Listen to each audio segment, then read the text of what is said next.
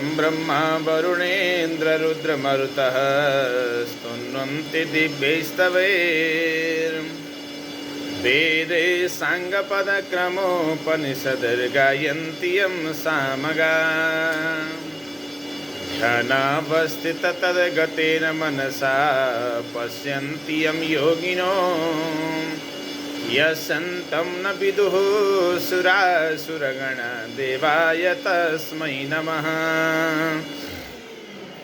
श्रीमच्चन्दनचर्चितोज्ज्वलवपो शुक्लाम्बरा मल्लिका मालालङ्कृतकुण्डला प्रविलसन्मुक्तावली शोभिता सर्वज्ञाननिदानपुस्तकधरा रुद्राक्षमालाकरा वाग्देवी वदनाम्बुजे वसतु मे त्रैलोक्यमाता चिरम्। मूकं करोति वाचालं पङ्गुं लङ्घयते गिरिं यत्कृपातमहं वन्दे परमानन्दमाधवम्। नमो भगवते तस्मै व्यासायामिततेजसे यस्य प्रसादात् वक्ष्यामि नारायणकथामिमाम्। नारायणं नमस्कृत्य नरं चैव नरोत्तमं देवीं सरस्वतीं व्यासं ततो जयमुदीरयेत्। अथ पञ्चमोऽध्याय। कुमारजी आज्ञा गर्नुहुन्छ अगस्त्य मुनि, तिमीले सोधेको सबै प्रश्नको उत्तर दिइसके। अब के सुन्ने इच्छा छ भन, म सबै सुनाउन तयार छु। त्यति सुनि अगस्त्य मुनिले बिन्ती गरे, हे कुमारजी, त्रिपुरासुरले कसको तपस्या गर्यो, त्यसलाई श्री महादेवले कसरी भस्म पार्नुभयो, यो सुन्ने इच्छा छ, त्यो सबै आज्ञा होस्। यस्तो मुनिको प्रश्न सुनेर कुमारजी आज्ञा गर्नुहुन्छ, हे मुनि, अघि विष्णु भगवानले हिरण्याक्ष दैत्यको वध गर्नुभयो अनि समस्त दैत्यहरू दुखी भएर खेद गर्न लागे। तब मया नामको दैत्यले मनमा विचार गर्न लाग्यो, जस्तो कामदेव नहुँदा रति भइन् त्यस्तै त्यो दानवराज मय पनि भयो। अनि बलवान तारकाक्ष र विद्युत प्रभा नामका आफ्ना मित्र समेतले मयले कठोर तपस्या गर्न लाग्यो। ती तीनै जना दैत्यहरू माघ पुषको जाडोमा हिमालयमा गई तपस्या गर्दथे। वैशाख जेठको घाममा पञ्चाग्नि तापी गर्मी प्रदेशमा तपस्या गर्दथे। यस्तै प्रकारले तपस्या गर्दा गर्दा 10,000 वर्ष बिताए। तिनका देहमा केवल हाड छाला मात्र बाँकी रह्यो। फेरि ती ठुलो सुखबाट पनि वञ्चित भए, तैपनि तिनीहरू सूर्य जस्तै तेजिला देखिन लागे। तिनको तपस्याले ब्रह्माजी प्रसन्न भएर ती तीनै जनाको सामुन्ने पुगे। नम्र स्वरले आज्ञा भयो, हे दैत्यहरूमा श्रेष्ठ भएका वीर हो, तिमीहरूको तपस्याले म प्रसन्न भएँ, जे इच्छा छ सो वरदान माग। ब्रह्माजीको त्यस्तो वचन सुनेर साष्टाङ्ग दण्डवत गरे। केवल घुँडाले मात्र भूमिमा स्पर्श गरी हात जोडेर विन्ती गरे, हे प्रभु, हजुर प्रसन्न हुनुहुन्छ भने हामीलाई अवध्यत्व कहिले नमर्ने वर दिनुहोस्। बल पराक्रम पनि ठुलो होस्। फेरि विमान समान जो हामी 3 पुर बनाउनेछौँ, त्यसमा मनुष्यको गति नहोस्। हामी ठुला बलवान हौँ, यही वरदान दिनुहोस्। ती दैत्यहरूले त्यस्तो वर मागेको सुनि ब्रह्माजी आज्ञा गर्नुहुन्छ, हे दैत्य हो, त्यस्तो अवध्य वरदान दिन म असमर्थ छु। मृत्युको अवकाश राखेर अर्को वर माग म दिन्छु, यसमा अन्यथा नमान। ब्रह्माजीको त्यस्तो आज्ञा सुनेर मैले फेरि विन्ती गर्यो, हे प्रभु, अघि मैले भने जति सबै कुरा होस्, मृत्युलाई ती मैले बनाएका पुरहरू एकै स्थानमा रहने छैनन्। जब 10,000 वर्ष पुग्ला तब ती पुरको केवल आधा निमेषसम्म मात्र मेल होस् र त्यही आधा निमेषभित्र जो एक बाणले ती पुरै तीनै पुरलाई नष्ट गर्न सकोस्, यही पुरुष त्यहाँ हामीलाई मार्न सकोस्। मयका यस्ता वचन सुनेर तथास्तु भनी ब्रह्माजी आफ्नो लोकतर्फ जानुभयो। तब त्यो मय दानवले संसार नै नाश गर्ने इच्छा लिएर आदि कल्पमा 3 पुरुषको रचना गर्दो भयो। ती 3 पुरमा पहिलो फलामको, दोस्रो चाँदीको र तेस्रो सुनको बनायो।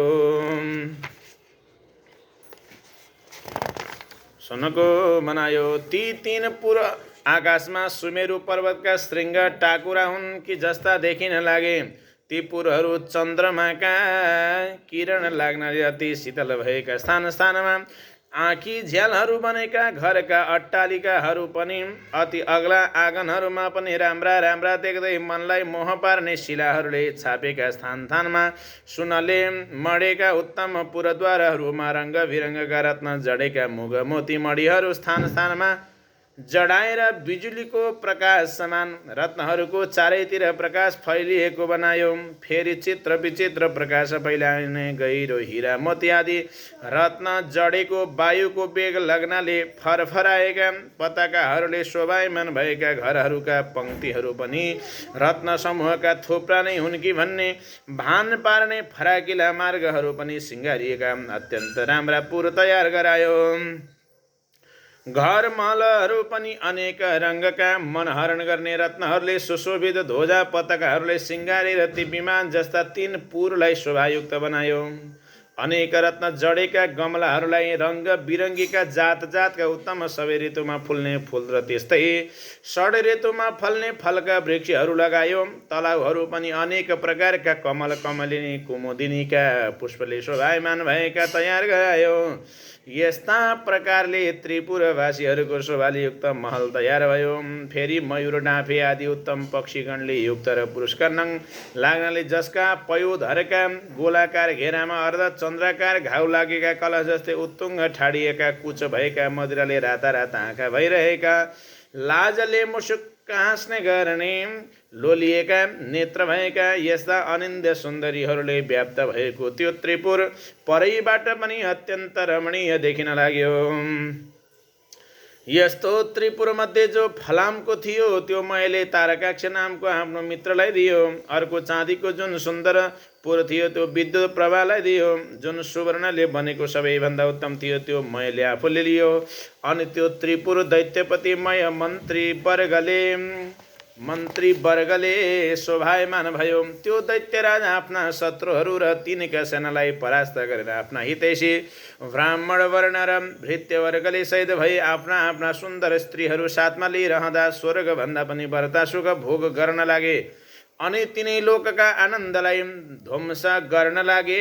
साथै अभिमानले भरिएर देवताहरू सबै विराजित भए भन्ने मनमा ठान्न लागे। तिनीहरूलाई मार्न लागे। उनका बगैँचाका असल असल वृक्ष र बिरुवाहरू उखेली फाल्न लागे। केही आफ्ना बगैँचामा सार्न लगाए। यसरी देवताहरूलाई दुःख दिएको निकै समय व्यतीत भयो। तब तिनीहरूदेखि सबै देवताहरू क्रोधित भई ब्रह्माण्डका सामु गए। त्रिपुर निवासी दैत्यहरूको सारा अन्याय उपद्रव विस्तार गर्दा भए। अनि ब्रह्माजीले समस्त देवतालाई शान्त गराई आज्ञा भयो, हे देवगण हो, त्रिपुरासुर दैत्यहरू बडो बलवान छन्। तिमीहरूद्वारा तिनको नाश हुन सक्दैन। तसर्थ नारायण आदि सकल देवता महादेवका शरणमा जाउँ। उनले हाम्रो उद्धार गरिदिन्छन्। उनले हाम्रा शत्रुति दैत्यहरूको अवश्य नाश गर्नेछन्। ब्रह्माजीको यस्तो हित वचन सुनेर स्वीकार गरी ब्रह्मा विष्णु इन्द्र यम चन्द्र कुमेर वायु समेत सबै देवता ब्रह्मालाई अघि लगाई कैलाश पर्वतमा पुगे।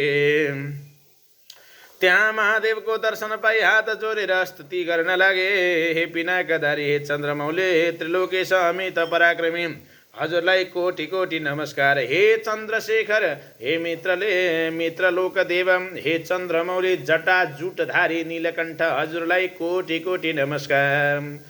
संसारलाई शरण लिने, नन्दीलाई वर दिने, देवताका पनि देवता यस्ता हजुरलाई कोटि कोटि नमस्कार। थोरै सेवाले पनि प्रसन्न भएर वर दिने, यज्ञका मालिक, हिमालयमा निवास गर्ने यस्ता हजुरलाई कोटि कोटि नमस्कार। योगीहरूले सदैव ध्यान गरिने, जगतको वैभवलाई तुच्छ ठान्ने, धर्ममा दृढ रहने, दिशारूपी वस्त्र धारण गर्ने, भक्तलाई वर दिने, ब्रह्माण्डका धाता विधाता यस्ता हजुरलाई कोटि कोटि नमस्कार।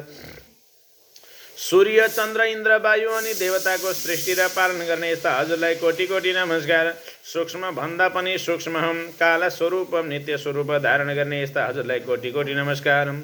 पर भन्दा पनि पर ब्रह्म स्वरूप शङ्करलाई कोटि कोटि नमस्कार। सारा ब्रह्माण्ड धारण गर्ने, सूर्य चन्द्र वायु अग्नि र जल एवं आकाशको रचना गर्ने यस्ता हजुरलाई कोटि कोटि नमस्कार। हे सौम्य, हे पुरुषोत्तम, हे वायुष्मान, त्रैलोक्यको सृष्टि स्थिति संहार गर्ने यस्ता हजुरलाई कोटि कोटि नमस्कार। पुषाको दाँत भाँच्ने, दक्षको यज्ञनाश गर्ने र कामदेवलाई भस्म पार्ने यस्ता हजुरलाई कोटि कोटि नमस्कार। सुरासुरका उत्पन्न गर्दा यज्ञका हर्ता धर्ता हे शिखण्डिन, हे नीलकण्ठ हजुरलाई कोटि कोटि नमस्कार। निरन्तर सुधा स्वरूप पार्वतीका भर्ता गणेश कुमारका पिता हजुरलाई कोटि कोटि नमस्कार। सदा मोक्ष रूप वरदान दिने हे विश्वेश्वर, हे ब्रह्मात्मन, हे वरदाता हजुरलाई कोटि कोटि नमस्कार। हे योगेश्वर, हे चण्डीश्वर, हे रुद्र, हे सर्व, हे शम्भो, हे भीम, हे ईश्वर हजुरलाई कोटि कोटि नमस्कार छ।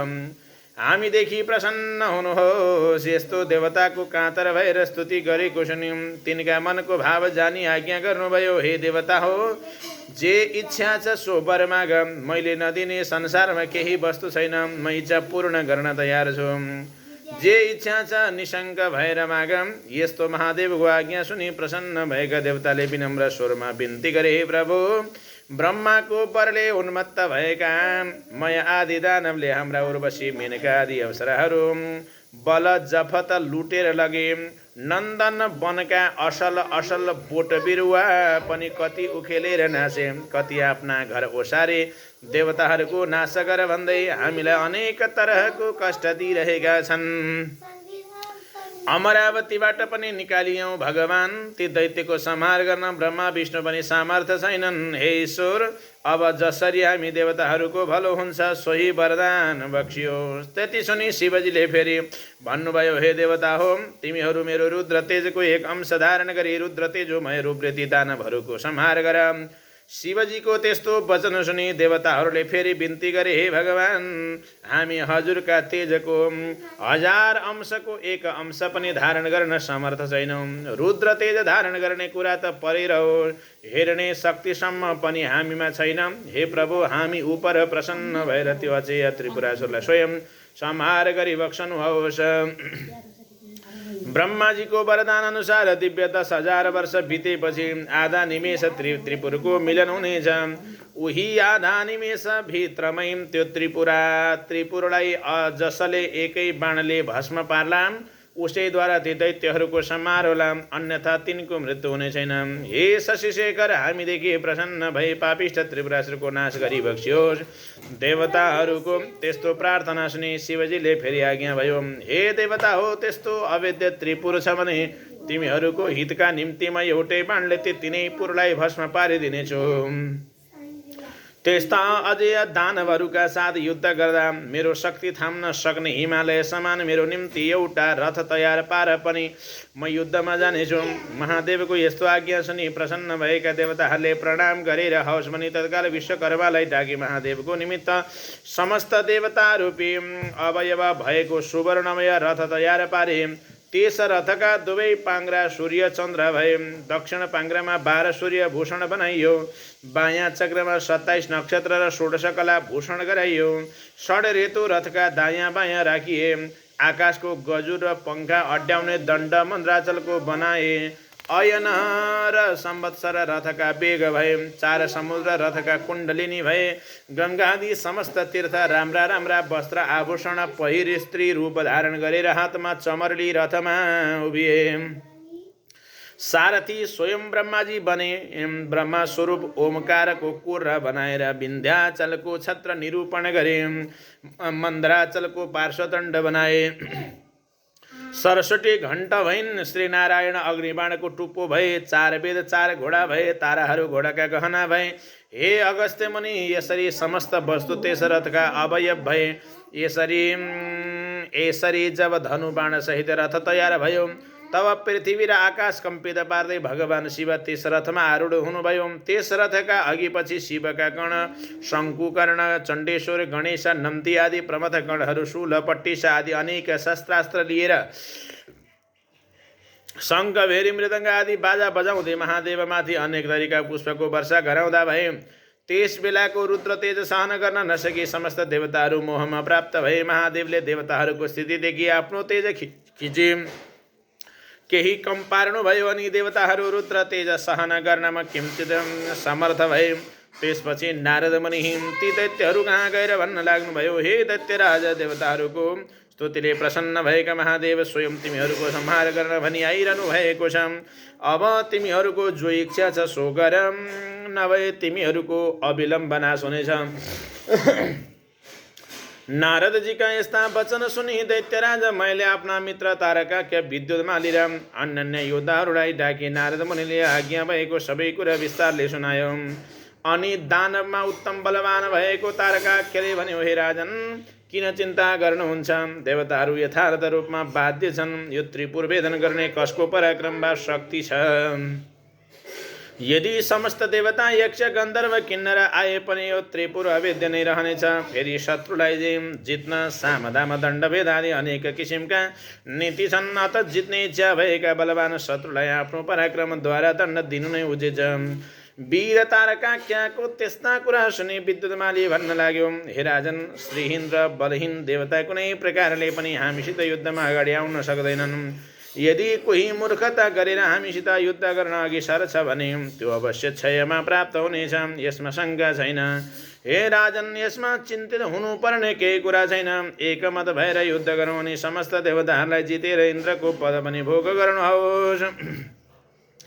फेरि अघिका हिरण्याक्ष र हिरण्यकशिपुको पद पाए 14 भुवनको अकण्टक राज्य भोग्नुहोस्। विद्युतमालीका त्यस्ता कुरा सुनेर मयले शान्त स्वरमा भन्यो, हे दैत्य हो, सुन्यौ, अब हाम्रो नाशको बगत आइपुग्यो। यति भनेर देह कम्पित पार्दै र शिर हल्लाउँदै फेरि भन्न लाग्यो, जो शत्रु आफूभन्दा बलियो वा निर्बल छ भने त्योसित सामदाम दण्डभेद आदि नीतिको प्रयोग गर्न सकिन्छ। तर यी त सम्पूर्ण जगतका स्वामी श्री महादेव हुनु नि दानव र देवता भन्दा धेरै वार्ता श्रेष्ठ छन्। यदि देवताहरूको हितका लागि उनी स्वयं हामीलाई मार्न आइरहेका छन् भने यसको त कुनै पनि उपाय छैन। केवल महादेवको नजिक गई उनलाई नमस्कार गरौँ भन्ने मेरो यो अन्तिम निर्णय हो। यदि हामी उद्दण्ड छौँ, कठोरता धारण गरेर उनका सामै युद्ध गर्न गयौँ भने केवल उनको दृष्टिवाद हेराइले नै भस्म हुनेछौँ। ब्रह्मादि देवता पनि दुखी भएर जसका शरणमा जान्छन्, आज उनै ईश्वर हाम्रो नाश गर्न आइरहेका छन् भने हाम्रो के गति होला भन्न सकिन्न। जो क्षण मात्रमा सम्पूर्ण सृष्टि पालन र नाश गर्न सक्छन्, फेरि जो जगतका कारण र मुक्तिदाता पनि हुन्, ती महादेवसित युद्ध गरेर हामी कसरी जित्ने आशा गर्न सक्दछौँ? हे वीर हो, हाम्रो विधिहीन तपले के हुन सक्दछ र?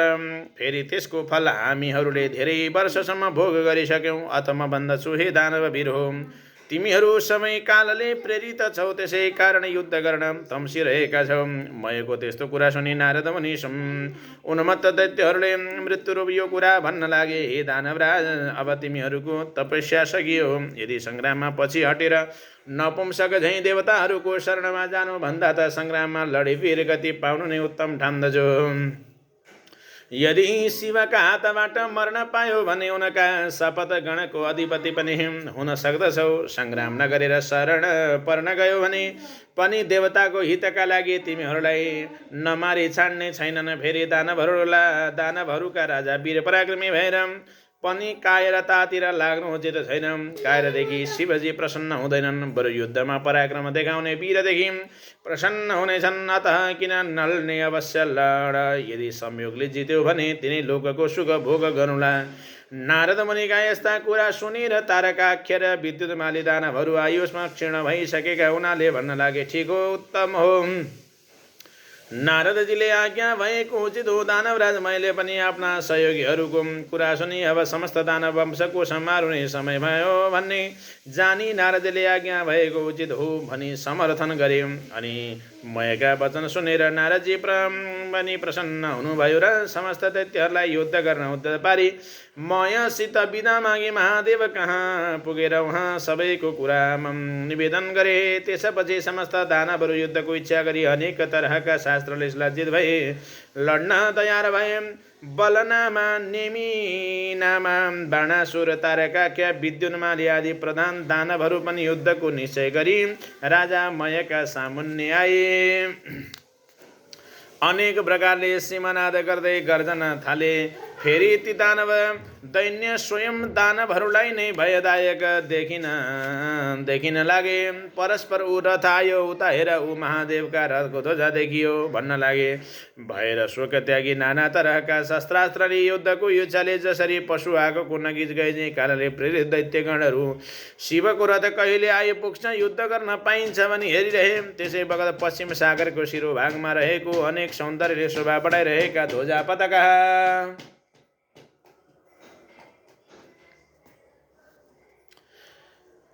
पताका आदिले सज्जित एवं सुशोभित सुमेरु पर्वत समान त्रिपुर देखियो। नन्दीश्वर आदि महादेवका प्रधान गणहरू उच्च स्वरले सिंहनाद गर्न लागे। तिनको सिंहनाद सुनेर दानव गणहरू पनि नगर छाडी बाहिर निस्के। यता चण्डेश्वर पनि उज्जवल कुठार हातमा लिएर डरलाग्दो मुख पारे शिवगणका सामान्य आए। फेरि दिव्यमान त्रिशूल हातमा लिए शिवकै समान पराक्रम गर्ने इच्छा भएका गणका अधिपति पार्श्वभागमा आए। अर्को गणका स्वामी शङ्कुकर्ण मुसल हातमा लिएर अर्को पार्श्वमा डटे। नन्दी भृङ्गी रेटे तुण्डी र वीरभद्र आदि प्रधान वीरहरू पनि वज्र त्रिशूल गदा परिगा आदि लिएर युद्धमा अग्रसर भए। यता दानवगण पनि शिवजीको रथ आएको देखेर युद्धका निमित्त अनेक शास्त्रास्त्र लिएर शिवगणमाथि जाइ लागे अनि दुवैतर्फबाट युद्ध सुरु भयो। शिवजी पनि त्रिपुरलाई भस्म हुन लागे चाहिँ देखेर प्रसन्न मुद्राले सङ्ग्राममा तत्पर हुनुभयो। नन्दी महाबली दानवसित जुझे। भृङ्गीले 10 बाणद्वारा विद्युत प्रभालाई भेदन गरे, तर राता नेत्र पारेर अनेक शिलाले ठोक्दा पनि उसलाई केही हानि गर्न सकेनन्। तब श्रृङ्गी र रिटीले त्यस दैत्यका पृष्ठदेशमा प्रहार गरे अनि उसले पनि सर्पझैँ निश्वास फेर्दै ठुलो शूलले भृङ्गी र रिटीलाई मर्ममा प्रहार गर्यो। त्यसको पीडा खप्न नसके भृङ्गी र रिटी सङ्ग्रामबाट भागे। त्यस दानवराजले जब तिनीहरूलाई त्यसरी भगाइन्थ्यो तब गणनायक गणेशलाई पनि 1000 सहरको प्रहारले घायल तुल्यायो। फेरि 63 र 10 बाण थपेर गणेशको सर्वाङ्गमा घाउ गरायो। बैरीको त्यस्तो अदम्य साथ देखेर गणेशजी पनि रिसाउँदै सुड लामो पारेर त्यस दानवको घाँटीमा बेसरी निमोठी हात्तीले तलाउमा फुलेको कमलको पुष्पलाई सहजै उकेलेर फाले चाहिँ गरी विद्युत प्रभा दानवको शिर उकेलेर फालिदिए अनि गेडबाट छुट्टिएको उसको शिर सरोवरबाट छुट्टी हात्तीका दाँतमा अड्केको कमलको पुष्प चाहिँ शोभित भयो। त्यो देखेर भृङ्गी र रेटेले अनेक स्तुतिगान गरे अनि नेमिनामा र बलनामा दुवै दानव रिसाए। गणनायक गणेशका सर्वाङ्गमा बाण हानेर घाउ लगाउन थाले। ती दानवलाई शङ्कुकर्णले बिचमै रोकेर तिनका रथ सारथी ध्वजा र घोडा सबै काटी मारी विरति गराए। दुवै दानव पनि तत्काल अर्को रथमा चढेर आए। चण्डेश्वर गणनायकका सबै अङ्गमा अनेक बाण प्रहार गरी घाउ पारिदिए। गणनायक र चण्डेश्वरले पनि दानवका प्रहार खपेर रिसले राता आँखा पारी हातमा मुसल्ली बेगले हाने। त्यसको चोट खप्न नसके दुवै यमराजको नगरमा पुगे। त्यसपछि त्रिपुर निवासी ठुला जो योद्धाहरू थिए ती सबै रिसले चुर भई एक साथ निस्केर वज्र त्रिशूल परिगा कुण्ठार आदि अस्त्र लिए शिवजीका गणमाथि जाइ लागे। यसरी परस्पर घोर घमासन सङ्ग्राम